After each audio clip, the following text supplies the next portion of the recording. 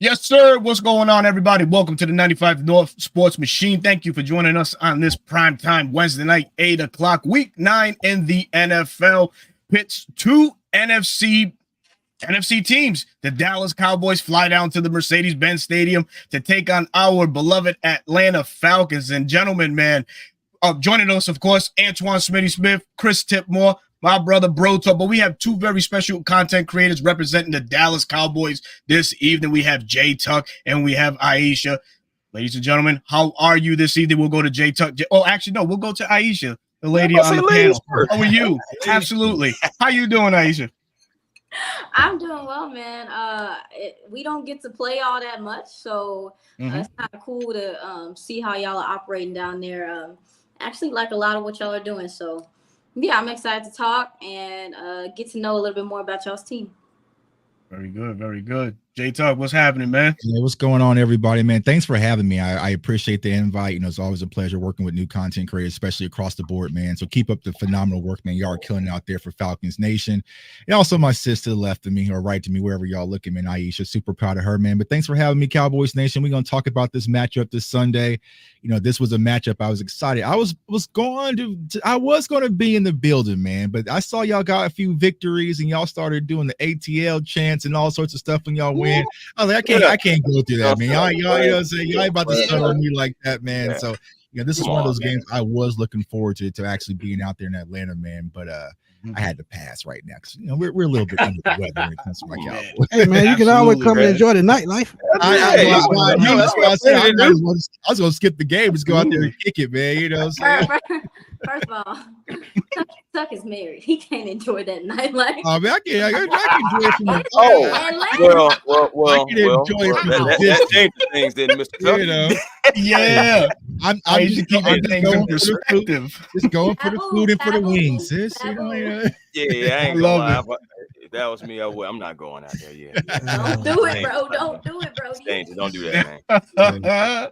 Yeah, definitely. The Atlanta life, the nightlife offers a lot. Gotta be careful. But shout out to everybody in the chat. Shout out to all the Dallas Cowboy faithfuls in the chat as well. Thank you guys for supporting your team and supporting these two wonderful content creators on hand. So the Falcons and Cowboys, last time they played was in 2021, and it wasn't really a contest, man.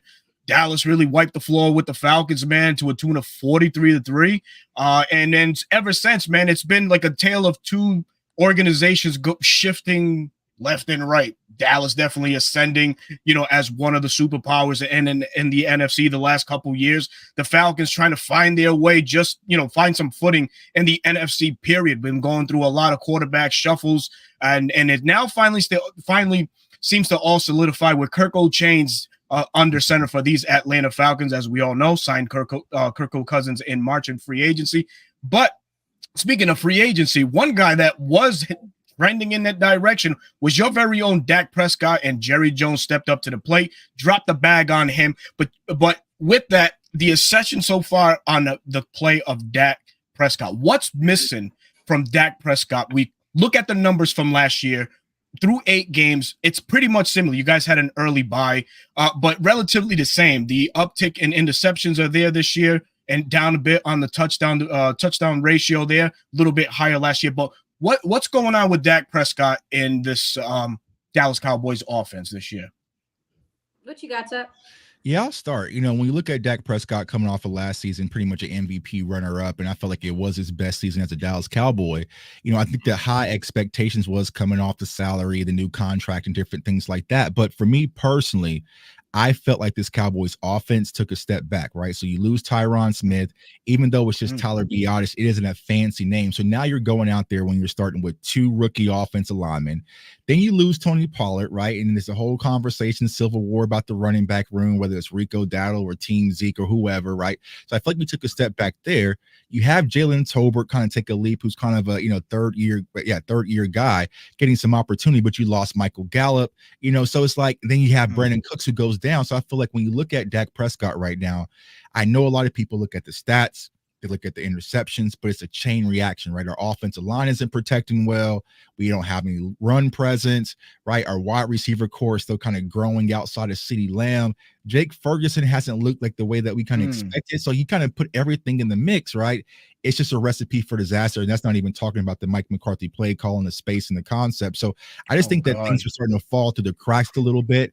And Dak is trying to be a superhero and really trying to lead this offense. And I just don't think he's the guy to do that. And there's no knock on Dak. There's no other quarterback that can do that besides the one here in Kansas City. And unfortunately, there's only one of those in Pat Mahomes. Yeah. Beautifully said. Beautifully said. Yeah, I mean, Tuck kind of said it all. I mean, especially too, I didn't know if he was going to touch on, the concepts and what, this play calling here looks like as well. But none of it is conducive for your quarterback to have success at this point. And the Cowboys' inability to run the ball last year they weren't that great at it, but at least people were at least threatened by Tony Pollard. But at this point, like, we're not even threatening with run game. I mean, and the Cowboys, they're having trouble running against light boxes, big dog. So, I know looking at the numbers and taking a look at y'all, defending the run is something that y'all have some trouble with. So it's like, okay, well, maybe they can get going. But I know Tuck feels the same way I feel, is like, if they can run the ball against y'all, what does it say, though? Because to some extent, you guys, that is one of the weaker points of y'all's defense overall. So it's a tough spot to be in, bro. And like, I'm sure Chuck feels the same way. Like, I don't like that Dak is throwing interceptions, but it does, given what is going on, and especially how defenses are playing you, y'all probably gonna do the same thing. Yeah. It's the rush forward and drop 7, and I simplified it, right? Because I did a video today broken down, all 8 of the interceptions. If we're playing Madden right now and y'all have a user and I'm playing with the Cowboys, what are you gonna do? Move y'all user towards CeeDee Lamb. Like, teams aren't dumb, right? They know it's pretty much CeeDee Lamb or bust when it comes to our offense, and they're taking that away and saying, you know what, if Jalen Tolbert beats us, then so be it. If Jalen Brooks, you guys probably don't even know who that is, so be it, right? Or if Rico Dowdle or Ezekiel Elliott kind of emerges to have his career, so be it. But we are not going to let you beat us with CeeDee Lamb. And I feel like Dak is still trying out. Like, I'm still going to try. It's like, it's CeeDee Lamb or not trying. And I think that's a bad recipe for winning football, especially for our offense. So we can't be that team that y'all start running the ball against. So this game, we have injuries at the linebacker position. So I can see them running a couple more 3 safety sets during this game. Put Richie Grant in the box and in the slot to help against the run. So look, we said Ezekiel and Dardell, they're not doing good at running the football, but we give up 132 yards a game, so that's not good either. So to offset that, you got to find a way to be creative and shoot those run gaps. And I can see Richie Grant a little bit more in this game, especially with the injury to Troy Anderson. And Nate Lamon, to me, is still injured because he doesn't look 100%. So definitely doesn't. Small wins. So we are bringing it down. JT Bertrand has a concussion. So it's gonna be tough, but you got to be creative. So, and Jay Tuck was talking about CeeDee Lamb and how defenses obviously know what his skill set is. One of the megastars at the wide receiver position, and also was, treated as such. Jerry Jones and company gave him a bag too in the offseason. But, going up against a Falcons stingy secondary that ranks 18th in the league right now. So to my guys, how important is it to make Dak Prescott and company one-dimensional from the jump? This is a team, as mentioned, that cannot really get going on anything on the ground. I think they only average about 77 rushing yards per game. I could have that stat wrong, but I think that's what I last saw. Really nothing going on. Zeke and Dalvin Cook look like a shell of themselves. So there's a lot of pressure on CeeDee Lamb. But how important is it for the Falcons to, just put the playmakers, on these guys and really force the handoffs and try to rank up this run defense really that isn't that great either. So how important is it to make Dallas one-dimensional from the jump? I'll go to Bro Talk with this one. Yeah, go ahead, Kale.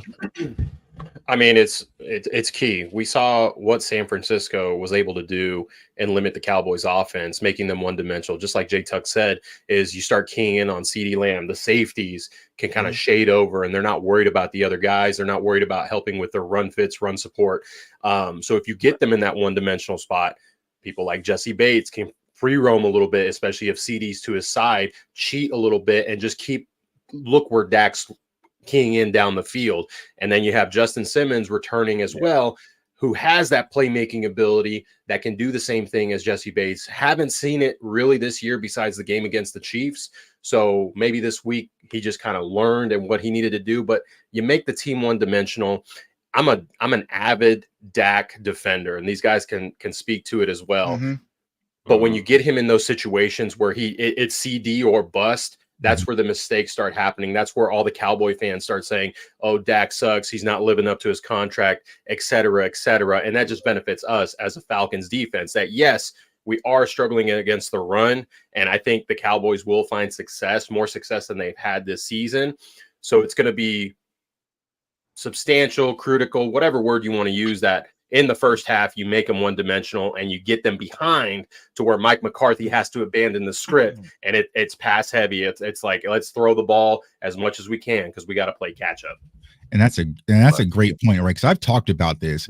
If the Dallas Cowboys offense was to face the Dallas Cowboys defense, which we'll talk about here in a second, where they're struggling against stopping the run, would we even commit to doing that, right? So I feel like if there's but I just feel like the Cowboys just haven't even committed to the run game, and I'm not sure if they will. I think that the biggest adversary is going to work in your favor is probably going to be Mike McCarthy, right? Because if things get a little shaky, he will abandon the run himself and start airing out and putting everything on Dak's shoulders. So I feel like in order to get to where the Cowboys are going to need to go, especially the way this roster is, you have to give a balanced approach. But thus far, we haven't seen it. I mean, maybe week 1 versus the Browns, but besides that, sis, I haven't seen a balanced attack. Yeah, just a little bit against the Steelers. They were able to, but it's I mean, at this point, I don't know what to expect. Right. I know what to expect, but I don't know what to expect just because that, I don't think y'all understand, not being able to run the ball is torture. It's so exhausting to watch your team overcomplicate 2 yards because they don't know if they can do it. It's crazy. We experienced that just last year. You've been there before. Just last year. You've been there before. You've been there before. Yeah. That's funny. You're like, first time. Right. But nah, I mean, it also starts with this offensive line. We can talk about the running backs and the scheme and things like that, but this offensive line hasn't found the cohesion that we've been looking for as well. I mean, Tuck mentioned it. Cooper Beebe is coming along at the center position, but the tackles have really struggled as well. Tyler Guyton, I thought he had a better game, probably his best game this past week. Terrence Steele, whereas he still does have some run blocking ability, he is really struggling in pass pro, especially with speedy, bendy guys just running past him. And then when you talk about the interior, I mean, yeah, Zach Martin is getting a little older. We're seeing him have a few more missteps than normal. And Tyler Smith, who is one of the best guards in the NFL, but even so, there's compensation going on across the offensive line. You got a rook next to you that's struggling and make you be struggling too. So this offensive line also too isn't getting consistent push. They really struggle to get to the second level consistently. And, if they are able to get some movement on y'all's linebackers, it would be nice, but we haven't really seen it to this point yet. Right, Tuck? Right. At all. Speaking of linebackers, man, JD Bertan, like Smitty's mentioned, is in the concussion protocol. So his status for this Sunday is pretty much up in the air. But one guy we may be getting back is Troy Anderson. Now, bro talk, man. How important is it for the Falcons to finally get Troy Anderson back? We saw the boom in Troy Anderson in that Saints game, and it's been leaving us wanting more. So hopefully we can get him back on track. We all mentioned it. Nate Landman doesn't look like Nate Landman of week 1, let's just say. He's for the lack of a better term, a shell of himself of what he used to be, or what we're accustomed to. He looks like those injuries are really nagging him a little too much. But getting Troy Anderson back and pairing him with Caden Ellis, are we gonna start seeing maybe a balance in this run game with these 2 attacking linebackers? What do you say? I think Troy would drastically improve our defense, specifically in the run game, because he's starting to figure it out. We all talk about that he's still learning the position. He's changed so many positions so many times from college to the pros. And in this defense, you need speed at the linebacker position. And Troy has the most speed out of all the linebackers on our team. Maybe JD Bertrand fights him for that spot, but I think Troy's speed, height, and just freak athletic ability he's able to plug the hole once he recognizes it very quickly. And I really, really hope and I really, really think he'll be back this week. I don't think Nate Landman, besides the injuries, it just seems like he's not comfortable in the new scheme. It seems like the defensive lineman in Ryan Nielsen's scheme were a one gap defensive lineman to where he knew where his gap was and he could shoot it in the run fit. Whereas the defensive linemen are a gap and a half, and he's slightly hesitating to see what the defensive linemen are going to do while keying in the running back. So I think that's why he's lacking in that. And that's where speed kind of makes it up. And Troy is so missed in this defense. And I really hope JD Bertrand clears concussion protocol because he is developing really nicely. He's got true instincts and he was drafted specifically for this scheme. So by the end of the year, if they can stay healthy, I wouldn't be surprised if JD and Troy were our starting linebackers. Can I say something really quick? Of course you can. In regard to JD Bertrand, I remember watching some of his draft tape, and because the Cowboys drafted Maris Liufau, right? And there were even though Maris Liufau was the hair on fire guy or whatever, the diagnosing by JD Bertrand I thought was a little bit better. I thought that he was able to read a little bit quicker, even though Maris is known for his IQ as well. I was impressed by him as well. So it's cool to see him thriving in y'all system. That's all I had. Yeah, no, and that's a tough linebacker. Like he was built like an old school linebacker, right? He wasn't the one that jumped off the screen. But Maris was the high motor coverage guy that a lot of people get attracted about. But I remember because I did a film session on both of them at the same time, and JD's a solid guy. So yeah, I mean, I liked him out of Notre Dame. Yeah, he's developing really nicely. Preseason he was a little rusty, but he's developed really nicely to where he's going to fit this defensive scheme really well. Okay, right. Sorry. And just start taking more snaps. Go right ahead. Go right ahead. No, you're great. You're a guest. Yeah. Mm-hmm. You got something to say, Aisha? No, I was saying my bad. I ain't trying to go off on no draft tangent. No. Hey, that's welcome. That's definitely welcome. That's definitely welcome. Right. But also to add on to Bro Talk, that's kind of the element that this scheme needs. Read and react linebackers, and JD Bertrand and Troy Anderson seem to fit the bill a little bit better. But talking about defense, right? Mike Zimmer, DC there in Dallas. A lot of folks know Mike Zimmer from his time with the Minnesota Vikings, Cincinnati Bengals, you name it. He's been dealt, a bad hand. DeMarcus Lawrence, of course, your all-world edge rusher there. Micah Parsons, Deron Bland has been hurt, which you guys got some good news today that he's being activated, but the status for Sunday is still iffy. We don't know if he's going to play or not. But thus far, Mike Zimmer is – What do you guys feel about Mike Zimmer and what he has done in the scheme for Dallas? So the scheme that he's brought to Dallas thus far. I know he's playing with a less than handful there, but what do you guys assess to what Zimmer has done thus far? Yeah. So when it comes to Mike Zimmer, me personally, I wasn't a fan of the hire. I mean, you guys are more familiar with Dan Quinn than anybody because he was your head coach, right? But it's like I felt like going through the transition from Dan Quinn to Mike Zimmer, I was like, okay, are the players really going to buy in? And I'll say for the most part, and I probably know more than this, right? Because she's behind the scenes. I think the players are buying in. I just don't think that Zim is that spark plug that this team is used to having. And then you take away some of the talent. I just don't think that he has the proper ingredients to even cook. Now, last week, he did a phenomenal job with the empty cabinet. Like he was baking a cake with all sorts of ingredients that we didn't know that we had, right? And our offense kind of just failed us. But I feel like for the most part, a lot of people, when it came to the Zim hire, they wanted discipline. They wanted, some of the mental errors and the effort. Like they thought that was going to be the boost on top of what Dan Quinn already established. And you look at this Cowboys defense, you're seeing it worse than ever before, right? You're seeing people, not give 100% effort and the finger pointing and not proper assignments and, all these different things. So it's kind of hard to gauge Mike Zimmer because one, he's on a 1-year deal. I think that was one of the dark clouds of this entire offseason. You have an entire staff on all 1-year deals. You move on from Dan Quinn and you bring an entire coaching staff on 1 year. So is he going to be able to actually build this defense in his image? I don't know. So the only guy he really brought in was Eric Kendricks, and everything else was kind of already established for him. So, I would kind of give Zim a mulligan, but this far, I just think our defense has taken a step back.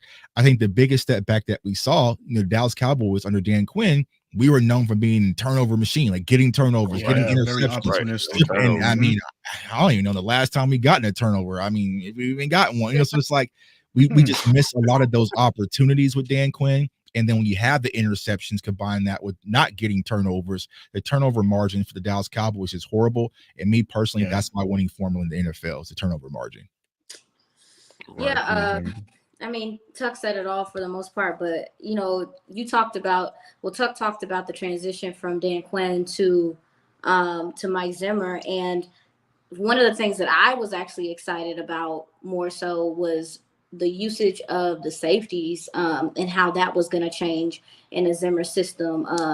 Having more coverage guys, you know, Dan Quinn loves a box safety or a strong safety to be in the box. However, you know, in a Zimmer system, you need to freeze. I wanted to see a little bit more of that. I thought that would be interesting. And also, too, with Dan Quinn, it's cover 1, cover 3 all day. We haven't even gotten to see some of the exotic things that, you know, Mike Zimmer does do on the back end with secondaries because they're not getting enough pressure and he just doesn't have the guys to do it because of injury. So I also think, too, one of the philosophy changes that I don't know if you thought about it, but I didn't think about it at first, was just how Mike Zimmer's system requires a strong guy in the middle. And when Dan Quinn was here, he really emphasized getting more 3-techie, get up field, you know, DTs. And so when you look at that, I mean, that worked for Dallas at that time for the pass rush ability.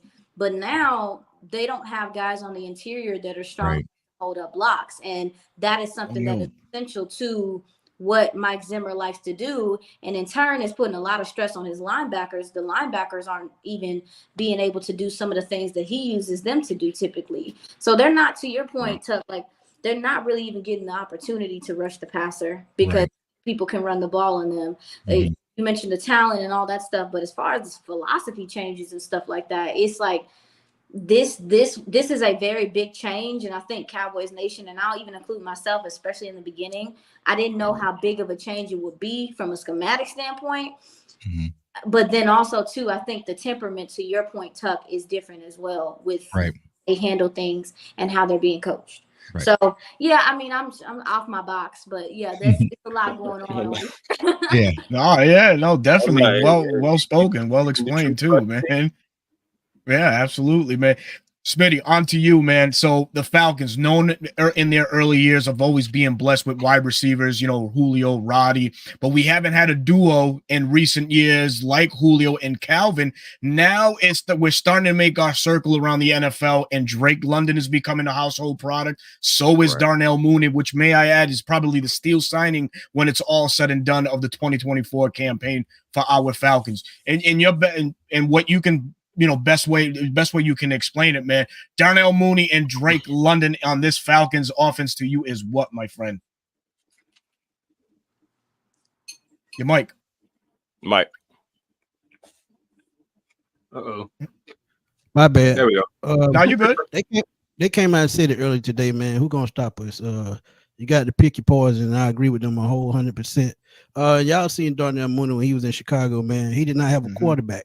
And he still went for 1,000 yards in 2021. He's tied a career high in touchdowns with 4 right now. So I expect that to probably double with the way Kirk Cousins get him the football. But you got a guy that can line up in the X, a guy that can line up in the slot. You see him line up in the backfield, run wheel routes. So you got an all-around guy. And we talked about having a number 2 receiver. We did not know we were going to get this kind of production out of this guy. So you get this kind of production out of a guy you have for 2 more years. You may have Drake, him, Kyle, and even Bijan in the pass game. That may be all you need to make this offense uber explosive. They get the vertical threat that they need, and you see it with him also, a guy that runs a 4.4. He's not that big. To me, he's a Deshaun Jackson. That's the way I see him. That's the style play that I see out of this kid. But they got a real good steal out of this guy. And going forward, including this game with Deron Bland, Trevon Diggs, he's going to get them a run for their money this game. And we've seen how he's played the last couple of weeks. He keeps improving and keeps improving. 3 games over 80 yards, 1 for 105 yards against Tampa in that barn burner. But I expect him to have another good game this week. because I don't see nobody stopping him, especially if the Falcons get that run game going. See how you guys get to talk about multiple offensive weapons? Must be nice, man. Must be, you know what I'm saying? I used to have I used to have multiple running backs, tight ends, Mari Cooper, CeeDee Lamb, have it your way. Good old days, Cowboys Nation. For you guys, the most surprising thing is how Jake Ferguson has been utilized, man. He was a monster last year. I had him in fantasy. He did quite well. It's just this year, man, I don't know. Something's missing, man. Is it that McCarthy doesn't trust in his abilities like he did last year? Is it the pressure that Dak Prescott faces on every drop pass? Something's got to give, because that's a lot of talent right there at that tight end position. Something that you can really construct an offense around, kind of like what we're starting to do with Kyle Pitts. You see Kyle Pitts, he's been going off the last 3 weeks. And Chris, I'll bounce to you on this question in a second. But does certain players on this offense for you Cowboy fans, does it scratch your head that the utilization isn't where it needs to be right now? Well, I mean, so you want no.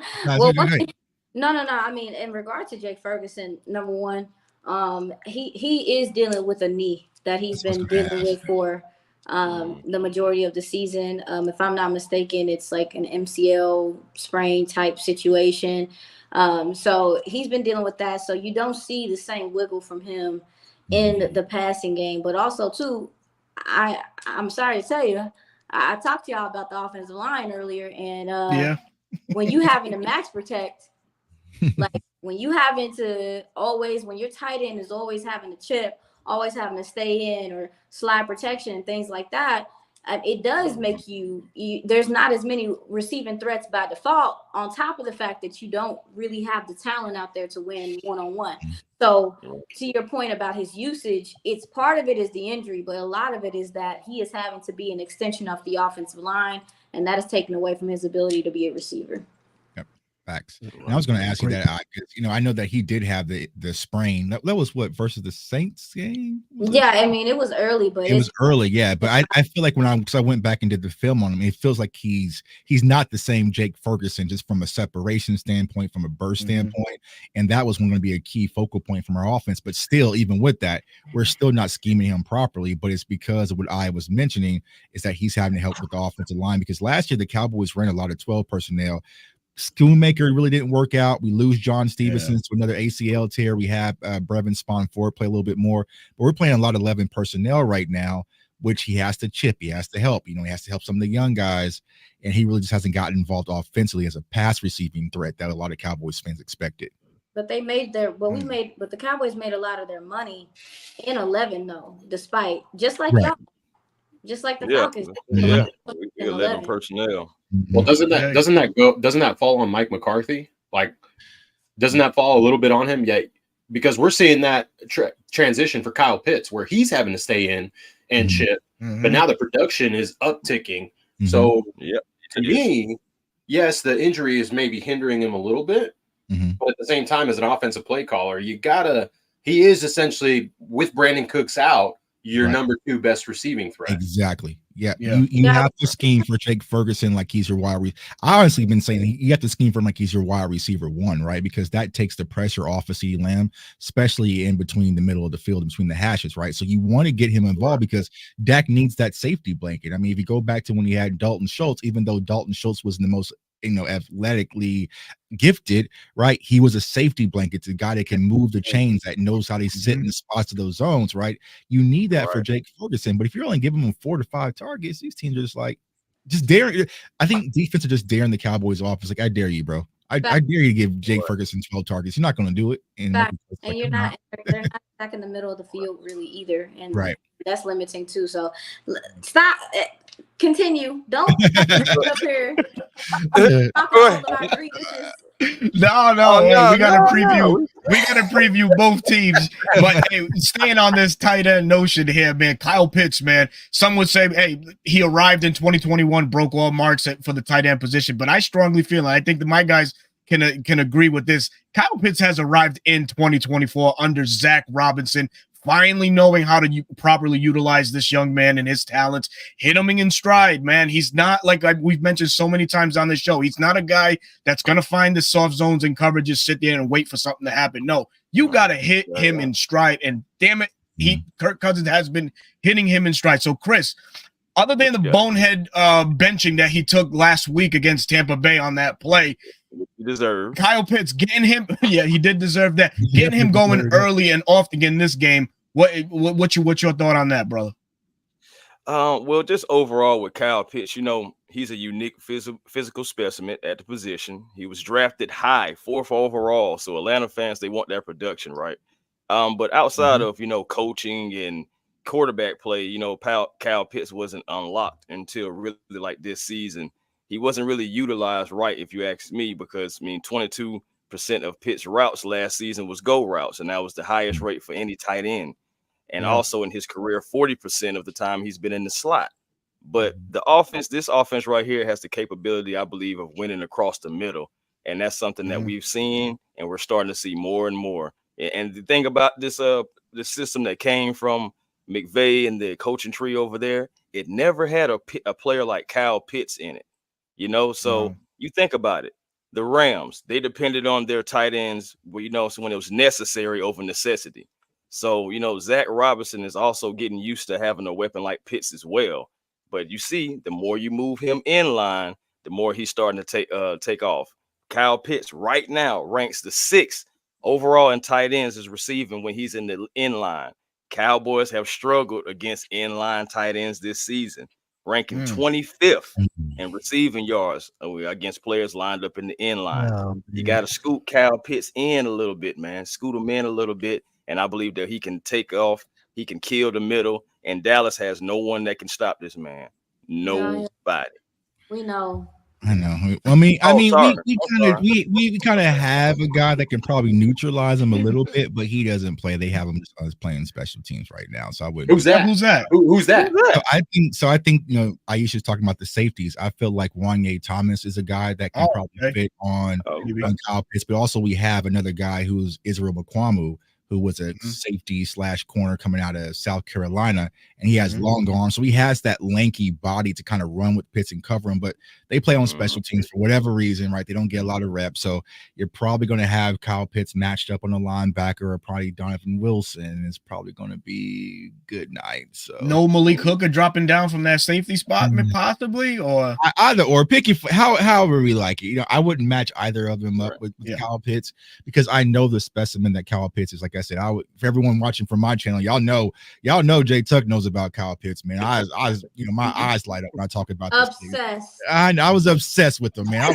I was so hurt, and I love Micah, man. See to my dog Micah, man. But I was obsessed with this kid coming out of Florida, man. But he's so dynamic, and I just feel like the Falcons never figured out how to unlock him, like you mentioned, bro. Yeah, just the go routes, like that's not his game, right? No, you have to catch him in stride and give him the ball in his hands and let him go use his God-given ability. I just feel like, look at this Cowboys defense.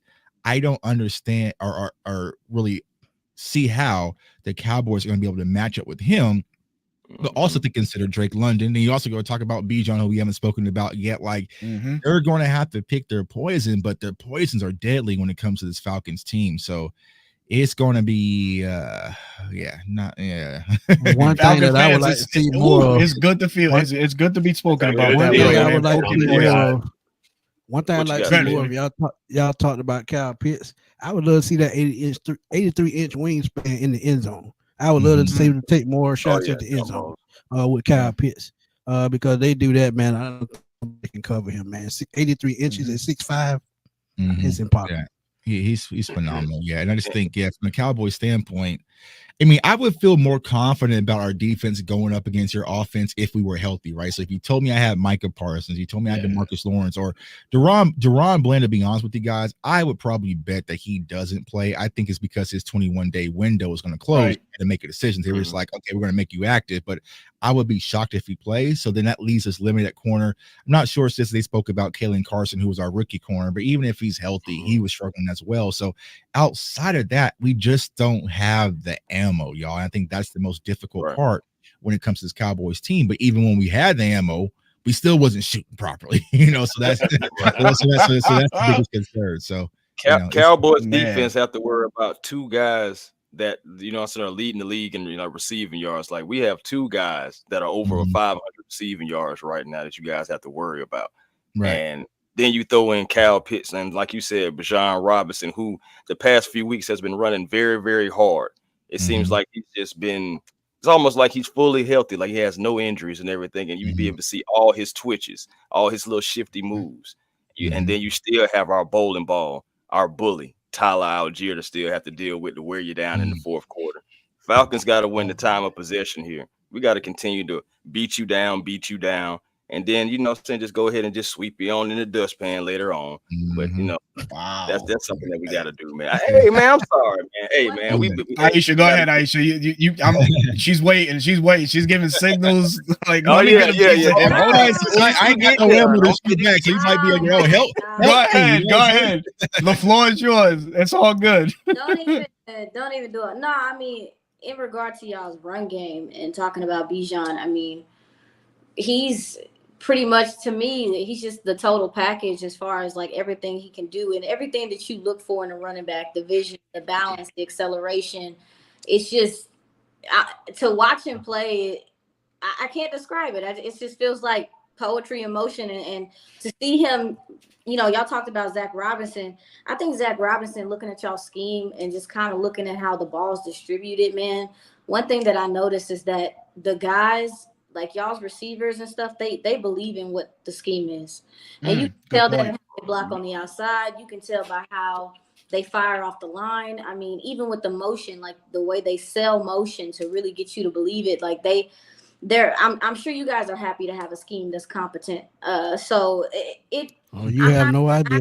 Listen, I'm not about to sauce y'all too much, but I do think. No, go ahead. We have been talking about 7 or 8 years. We're ready for this. Kill us on Twitter, you got to remember, you just wiped the floor with us a couple years ago, 43-3. We need something back. I'm not gonna do all of that, but I do. Man, love football, and I love when it's done correctly. So seeing it come together has been cool. I do have a question though about y'all's offensive line, because we look at our offensive line and we say like, yeah, you got a couple of spots where guys aren't as good, but you should be able to do some things. With the Falcons offensive line, if I'm not mistaken from what I'm looking at, y'all's tackles aren't super great, but they're athletic, so you guys get them out in space and they're able to do some things on the move in the screen game and stuff like that. So how does y'all offensive line work? Because I didn't see a powerful offensive line. I saw a very, how do I say it, just savvy in a sense of how it's schemed for you guys, and it really gives the running backs choices. In the right. Just sense, like that's what I saw. Can y'all explain y'all's offense? Kale, go ahead and do your thing. Yeah. Listen, right. Our left tackle has been under scrutiny since he was drafted. Good old Jake Matthews, living up to his dad's name, Bruce. For those of you that are unaware, Bruce Matthews of the Houston Oilers was a All-Pro Hall of Fame tackle. And it seems that Jake has kind of found his groove.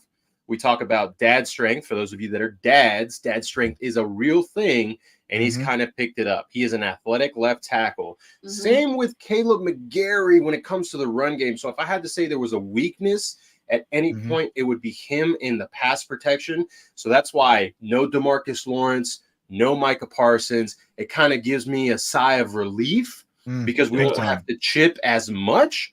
And that's the one weak point. Even our backup center, Ryan Musial, has played phenomenally in the absence of Drew Dahlman, who was just activated. So he could be returning to the lineup too. And he thrives in the run game. He at times struggles in pass protection. So this entire bunch is athletic, especially the two guards, All-Pro Chris Lindstrom. I always fight tooth and nail that he should be first team, not Zach Martin, even though he is one of the top guards in the league. Got to give him his flowers. Yeah, absolutely. And then someone that Cowboys Nation knows because they scouted him, Matthew Bergeron, who is coming onto the scene. He's explosive. He's got that attitude you want at the guard position. So the scheme for Zach Robinson, it's actually Dwayne Ledford's scheme coming from the Arthur Smith offense. He's the run game coordinator, and it's a lot of outside zone, which to me, I'd like more diversity. That's just me. But that outside zone really lets Bijan navigate the gaps and then decide where he wants to go. Tyler is more of a either hit the hole or one cut and go. Bijan is more of that patient runner that's going to either, could be the A, B, or C gap that he's going to hit. So to go up against a very bad run defense, I'm very excited because we could have 2 running backs go over 100 yards this game in rushing. Yeah. And we've been over 200 yards this season already. I was just about to say that. So we have the capability. Go ahead, Miss Aisha. No, I'm sorry. I was asking a question. Yeah, go for it. Because he was explaining y'all's run game, I wanted to ask about Ray McCloud because I don't. Obviously, he's not. I think is he more like an extra receiving threat? So you could say that, yeah. He's actually a weapon. You can line him up anywhere on the field as well. You see him in motion a lot. You see him. Yes. Go ahead. It's very manipulative in how y'all use him. It would have been in the role that Rondale Moore would have played for us. He would have been that gadget guy, so to say. But we just factoring him into the passing game in some spurts. So he hasn't had a coming out game, so to say. So we could possibly look at that in this one because we match him up a lot, or we feature him a lot in the slot as well. So that's a matchup problem right there, especially if one of the safeties have to drop down or Damian Overshadow has to, go into the coverage side of him. But Ray McCloud's another guy that can explode at any time. But it goes back to what you said in the offensive scheme, the buy-in, because Ray McCloud, I joke, I call him an all-pro pass protector because there will be times he motions across the field, but he'll stop on either the left or right side and help pass protect, which then if someone's in man coverage, that slight hesitation frees up someone behind. And then Drake London has become that Cooper Kupp, that Puka Nacua in the run game that will pin and pull in the B gap, the C gap, and will lay the wood on a linebacker. He has really become his run blocking has become so phenomenal that he's become almost essentially like a fullback when he lines up in line and he can go up the B gap or the C gap or whatever. It's just everyone has bought into the system and everyone's giving the effort that we weren't seeing the past, 3-4 years? Right. Yeah, right. And shout out for that because we have guys that do want to get into the blocking scheme of things. Like, everybody talk about the Lions and their wide receivers and their running backs. We have similar going on down here in Atlanta, guys who are bought in to the message from the coaching staff and going out there and executing properly. So, we have guys that, like you just said, buying in. Ray McCloud, he's the Swiss Army knife that you can put him anywhere, kickoff, offense. He can even play some defense. We don't know. But my thing is, he is that weapon, just like Smitty said. So, yeah, he's always like the X factor because if you look at the games where he has made catches, it seems like they're always timely catches. And it's like, oh, man, we forgot about him. And I love that for our offense. Yeah, and two, I think what benefits him the most, I think him playing special teams, all you got to do is get him in the open space and he going to kill you one way or another. That's either the slot, vertical routes. Anyway, you just get the ball in his hands. He finds those holes just like he on kickoff. You saw it last week with the sweep. He ran a 17-yard sweep last week. Nobody was anticipating that. Right. And we're just used to having guys like that who are, multi-purpose type of guys anyway. Remember, we had Cordell Patterson. Remember, having Devin Hester. Yeah. So it's just like, we're used to having guys and getting guys that can, be like gadget type guys or can use them for multi-purposes. Facts. Got to go here with this question. And this one, it's going to be a 2-part question for Jay Tucker and Aisha. And this is regarding Jerry Jones, and this is regarding Mike McCarthy. The dark cloud, I hate to say it, and please stop me if I'm being too much, but the dark cloud that hovers over Dallas in the form of Jerry Jones, is it bad to say that the organization won't, have more success until that man is gone? Because it just seems like he's always in the way of things for you guys. What's your assessment on Jerry Jones? Is it his time to pack it and go retire? Yeah, fire the GM. Jerry is the movement, right? And and I know a lot of people will say, well, his son Steven will just take over and he probably won't be any better, right? But the problem I feel like when it comes to not just Jerry Jones, but just the Dallas Cowboys in general, our culture is fractured, right? We're seeing it all over. I mean, you guys are probably looking at it like from Twitter, like what the hell is going on, right? You're seeing our owner going on the radio show. Like, I don't know if y'all owner has a radio show every Monday, but he's telling radio hosts he can get fired. And then we have tours around the practice facility. And then it's just all these distractions that gets tossed around. And I will say this, it's not just distractions, it's unnecessary distractions, right? So right now, what's going on in Dallas, I'm not sure if anyone really picked it up, is there's this divide, right? Because Mike McCarthy is saying that he doesn't like running back by committee, and the Summers running back committee. So I think there's this thing about between Rico and Zeke, and Zeke was Jerry's guy, and Rico is Mike. Like, so those little things adds up to why you're not seeing the results that a lot of Cowboys fans deserve on Sunday. So I 1,000% agree that Jerry Jones is a problem. Will things change when he moves on? I believe so, because I don't think Steven Jones is just business. Like, he's not going to get no free agent. He's not going to do nothing flashy, but he doesn't have the gift of gab to go and talk and create hysteria like Jerry Jones does.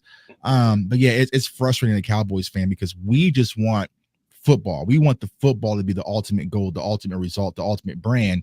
But if it comes to the Cowboys, it's business, branding, lights, glitz, glamours, distractions, and wherever we get on Sunday is cool. But whatever, we'll get back to this on Monday and keep things rolling. I think that's the biggest frustration when it comes to Cowboys. Well, Leisha and Jay Tuck, I'm gonna just tell both of y'all, it's an Al Davis type situation.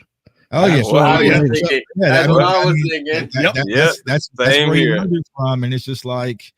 It's unfortunate, right? Because I feel like Cowboys fans are the best. I mean, we're toxic, but we're some of the best fans, in the sports world, right? But this is the results that we get. It's always something, right? We never can just sit back and relax. And I feel like since that Green Bay loss last year in the playoffs, it's just been every week something. And if it's not going to be something, somebody's going to create something. I mean, it's good for us content creators because business is always booming for us. We always got something to talk about. But still, it's like I really just. That's a good point. Yeah. I mean, there's never a day off. Even when I think I got a day off, it's like, did you hear what Jerry just said on the radio? He just I'm like, all right, bro, let me go live. We don't say let's talk about it. But I just feel like the new slogan that all the kids are saying: keep the main thing, and the main thing in Dallas needs to be football, and that's just. Absolutely well said. Schmitty, did you call me Leisha? Yeah. It's bad. 2 eyes. My bad. It's bad. 2 eyes. My bad. I'm hurt. My bad. I get it right. You gotta understand Schmitty be bullshitting sometimes. I trust he not gonna call me. But no, I mean, just to piggyback off of what Tuck said, I'm gonna be real short with it. Like the football side of things, to Tuck's point, is not the priority, and we see that in how free agency is handled. We see that in how the contracts are handled. We see that in so much of what is happening, and what we're seeing, and what you guys are starting to see at this point is the over exaggeration of that, because this has been going on for years. And if Bro Talk, if you're a Dak apologist, Bro Talk, then like Dak Prescott has been working with similar situations like this for a lot of his career. So I can say for fans, I understand their frustration, because it's like there's just no accountability from that side of the aisle. Because considering the talent that the Cowboys have had, I do believe that if it wasn't how it is here in Dallas, somebody would have got tapped on the shoulder for getting knocked out the first round every year. No, facts. But because there's no, and another thing too is like most of the time when teams, like the drought that the Cowboys are in, as far as how long they haven't even gone to an NFC Championship, when this normally happens in NFL, people stop buying tickets. People stop coming. People start putting paper bags on their head. People start doing different things. But in Dallas, they can still generate revenue. They can still generate, clicks. They can still lead off with most of our TV network shows and still be in conversation. So there's no reason to change how things are going, because there's still, information and things coming in and money and things coming in. And that is affecting what is happening on the football field. It's like the lines are very blurred. And I think with football, it needs to be very clear how serious you are about your operation. So, yeah, we're frustrated, man. We glad. I'll say I'll speak for myself. I'm glad that people like y'all and people are starting to understand, like, number one, Cowboys fans' frustration, but also too why we haven't seen the team get over the hump. This is why. Like, this is why. This is how things have been run here for a long time, and they just so happen to get good talent that kind of covers up a lot of this stuff. But at this current juncture, it's clear as day, and we just kind of having to work through it as content creators. So yeah. In case of point, right? You guys brought in Kirk Cousins, and then you drafted Penix, right? I haven't heard a peep about that in months since the draft. Like, now, you will underline hear some hearsay on that. Yeah, you will hear. Just wait for a Michael Florio article. He'll talk about it. No. I got it from Michael That was Florio. in Dallas. If that was Dallas, it would be every week. It would be every week. The market, man. It's the market. Fellas, don't act like the Seahawks game just didn't happen, and we had exactly right. Michael Penix looks ready after one freaking pass. But one pass. Oh my God! It doesn't go up the echo chamber to where we hear, But it's like for us, everything is magnified, right? It's the star on the helmet, and it was Dak Prescott and Cooper Rush, And then what does Jerry Jones do? He comes out and pours gasoline on Dak Prescott and Cooper Rush. Now, nobody in their damn mind think there's a quarterback competition, but Jerry said, you know what? Let's pour some gasoline on that and just let it, and just I don't know. And we go through this in Atlanta. Don't think we don't, because about 5 years ago, we had 3 players that were taking up most of the salary cap. Julio Jones, Matt Ryan, Deion Jones. So we go through the same thing. You just saw it this year. When Austin Bryant stepped to the side and let Terry Fontenot do his job. But that's the difference. That's the difference.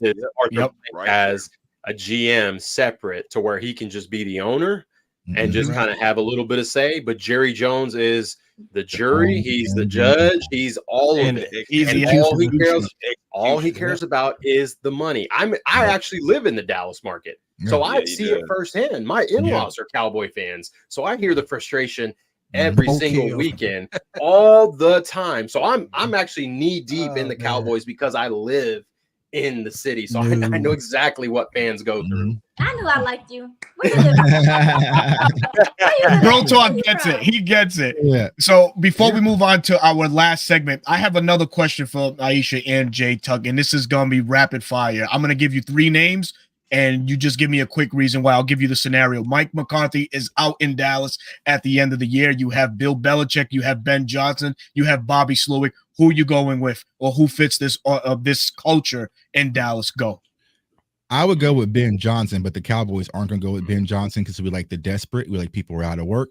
So I would think it'd probably be more Bill Belichick-ish for me, because Ben Johnson's going to come with demands and leverage because he's going to be one of the hottest coaches' names. So, but me personally, I would go with Ben Johnson. Yeah, just because he marries his run game to his passing game in such a way. Also, too, he got beautifully done. He got a little disrespect in him too. He schemed his left tackles open. He schemed his left tackles open better than we schemed Jake Ferguson open. It's crazy. Like he schemes his tackles open better than we scheme our wide receivers open. Man, don't say that. Why would you say that?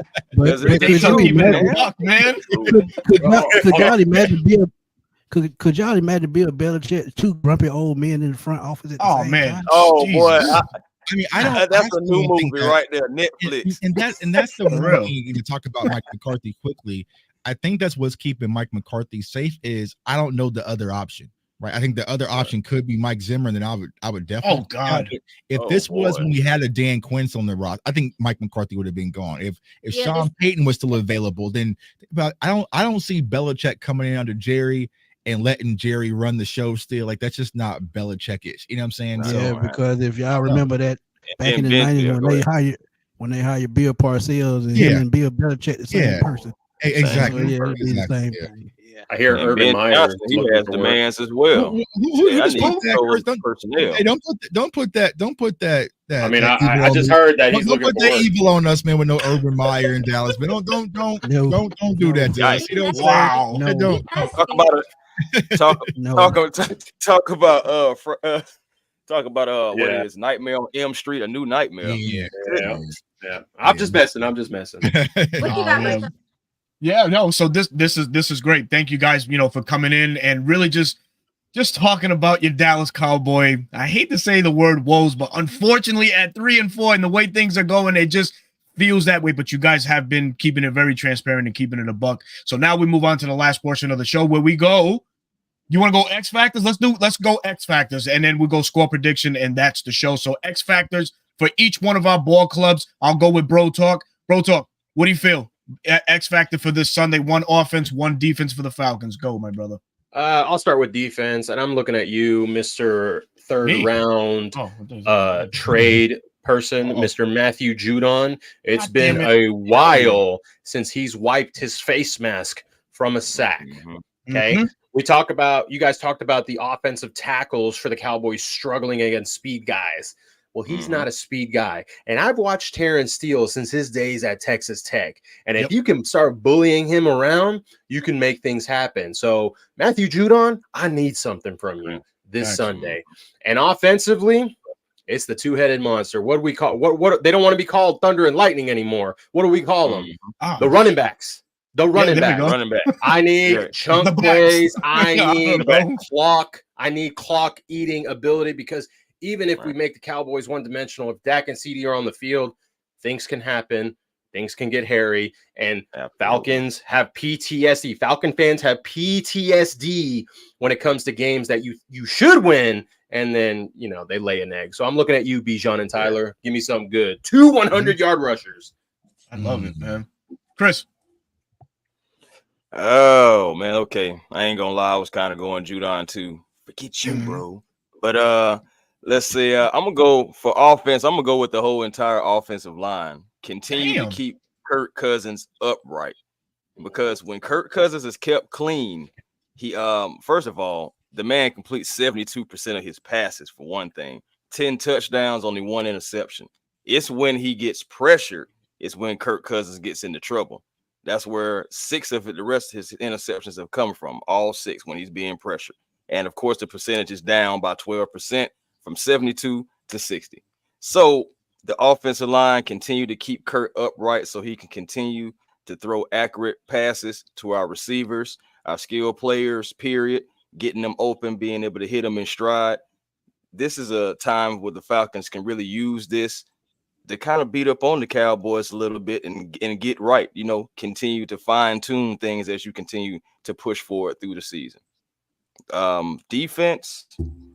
Defense, I'm going to go. That's kind of tough. Defense, I think I'm just going to go, honestly, Grady Jarrett.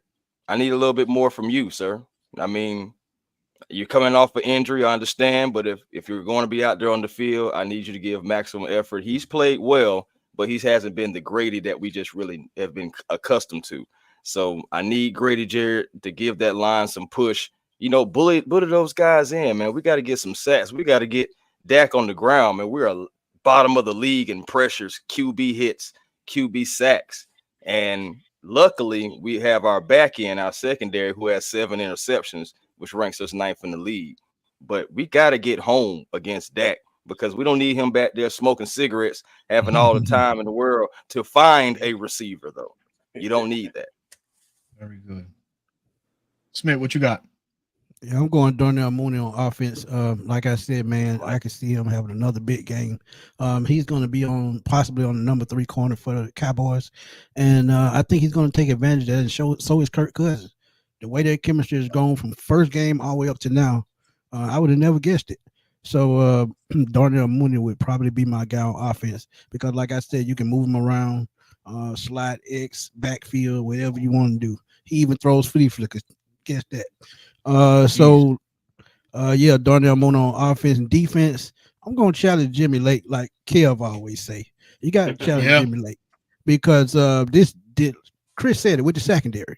Secondary has to be key to this game, especially we're not getting home with the pass rush. I think Jesse Bates is going to have to be that guy this game. He's going to have to play in the box up front to cover those tight ends and running backs because the linebackers, they are horrible at covering.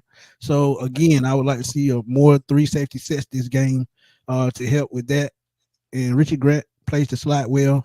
I can see him in the box as well. So, Jimmy Lake scheme up something where you can make plays with this secondary. A.J. Terrell, another interception last week.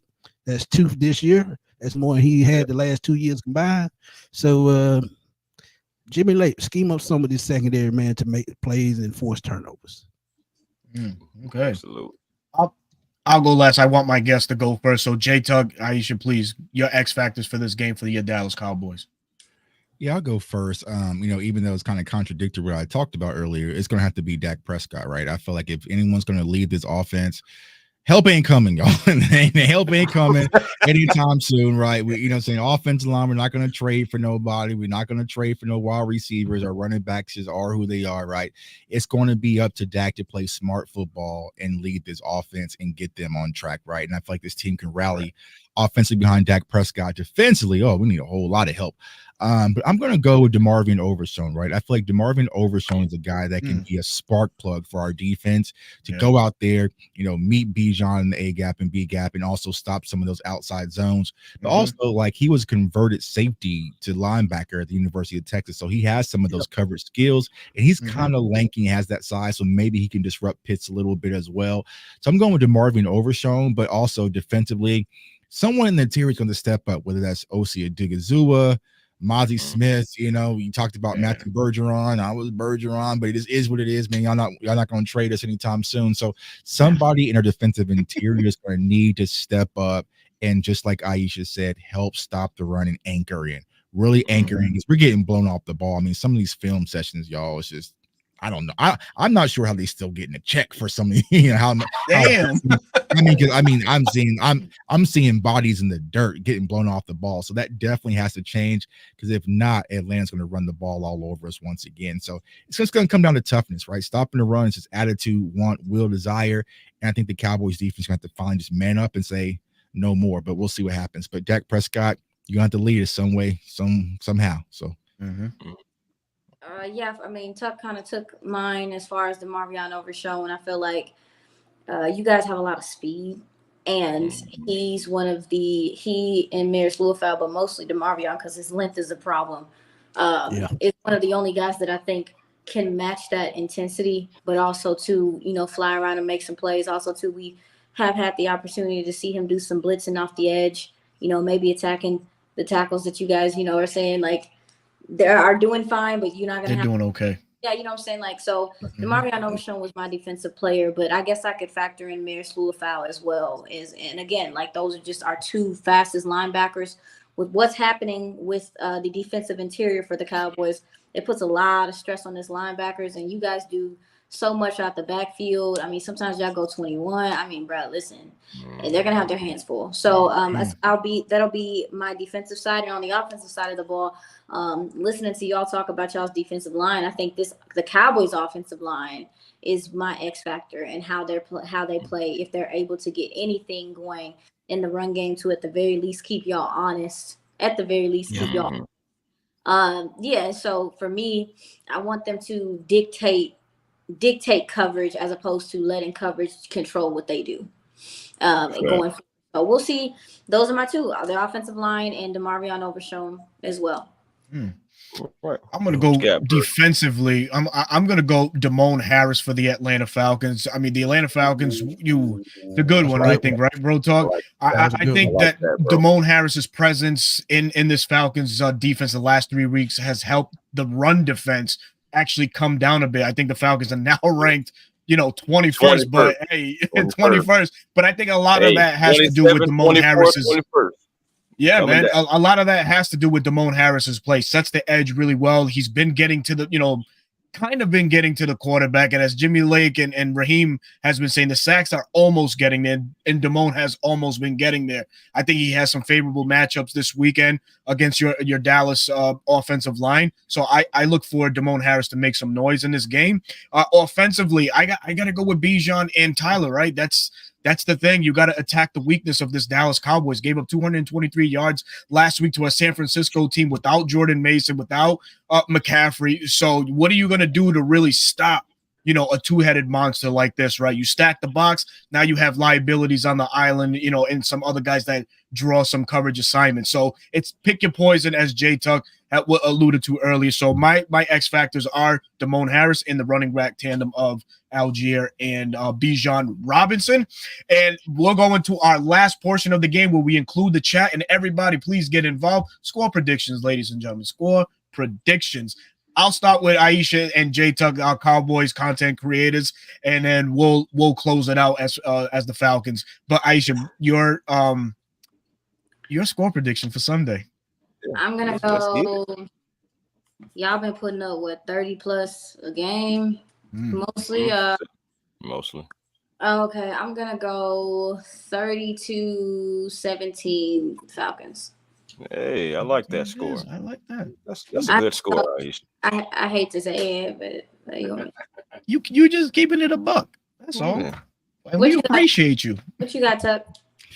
Yeah, I still, it really depends on DeRon Bland playing. I'm going to assume that he probably will give it a go, but I'm going to lean towards the Cowboys winning this game. I feel like it means a lot to them. The season's on the line, right? It's pretty much win or go home, or win or draft content, as I've been saying on my channel. So I have the Dallas Cowboys winning this game in a high-scoring game, 34-31.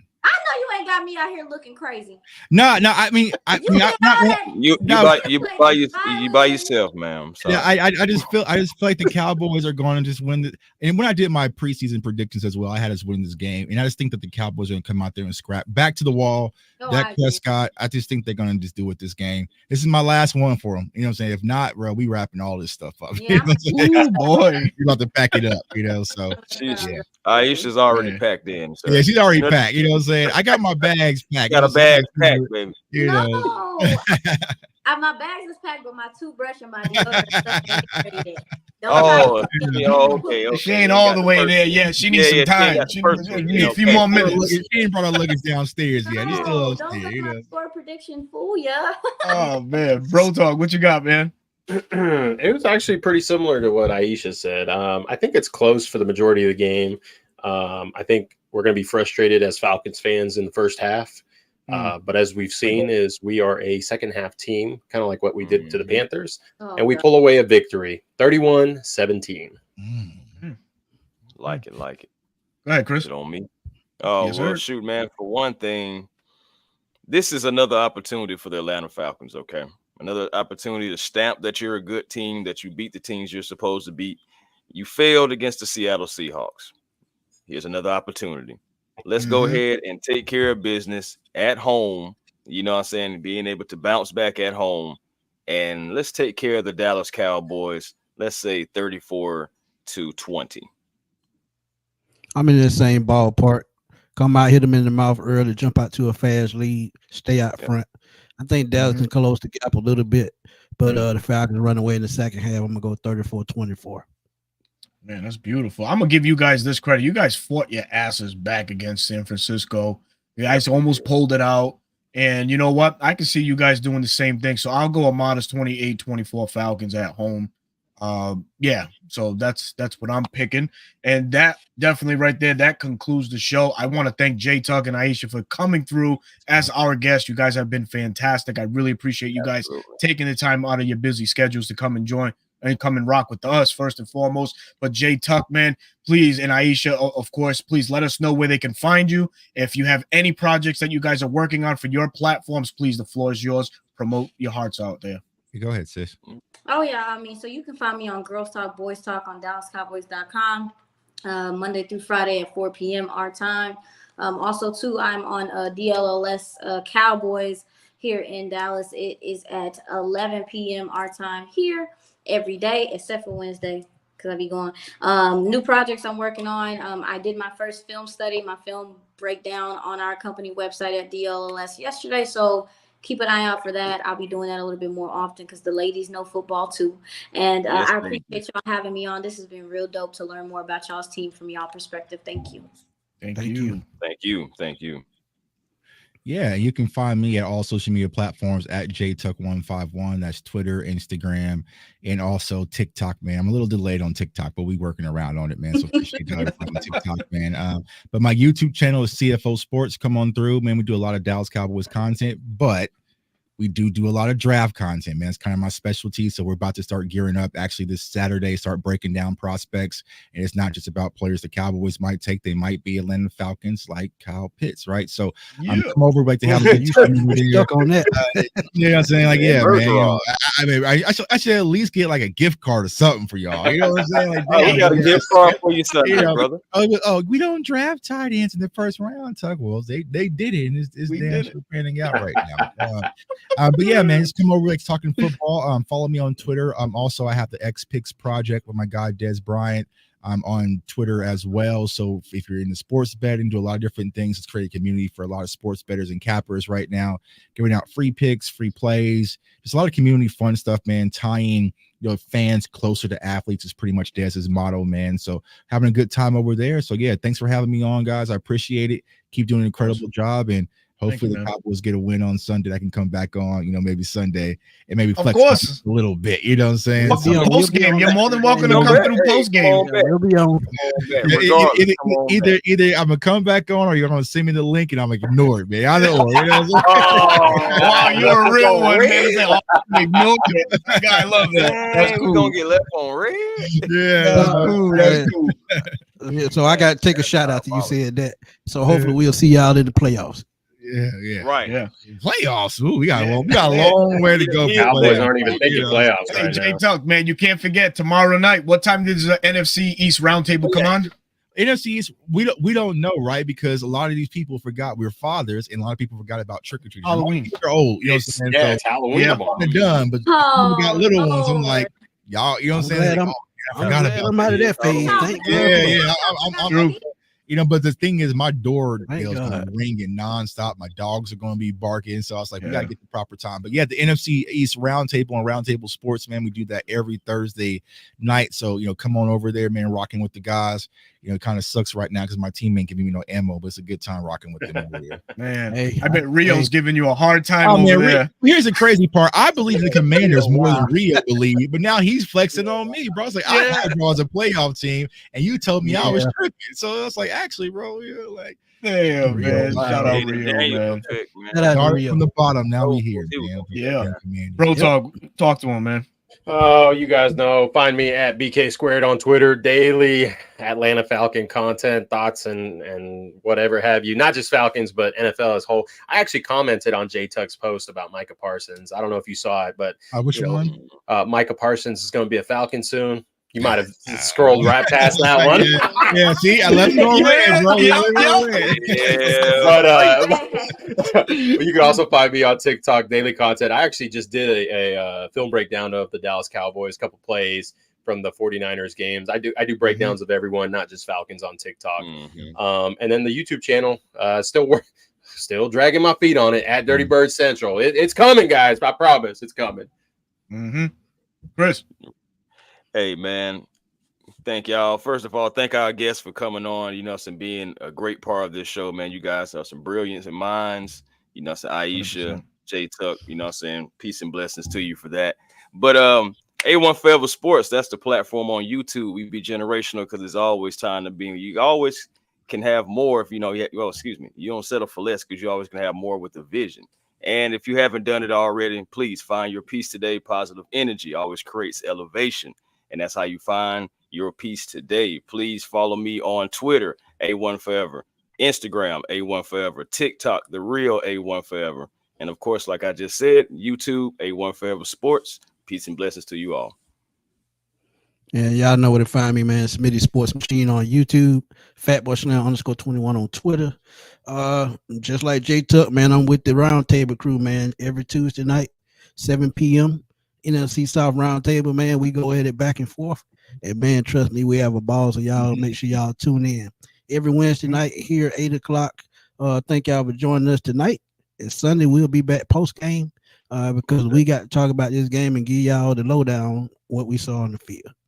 Absolutely, man. Well, no, thank you guys again. I'm your boy Berto, host of the 95 North Falcons talk show, also your host for the 95 North Sports Machine here on YouTube. You're also your at Bleacher Report content creator for these very same Atlanta Falcons. You can find me on Sunday post-game reacting to whatever happens on Sunday, win, lose, or draw. I'll be on there talking my ish about these Atlanta Falcons. I hope to see you there.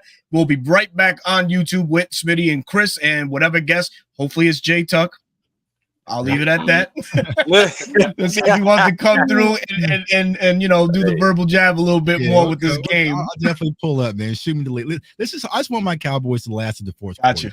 You know, let's get to the fourth quarter, man, at least. So yeah, well, I'll jump back on, man.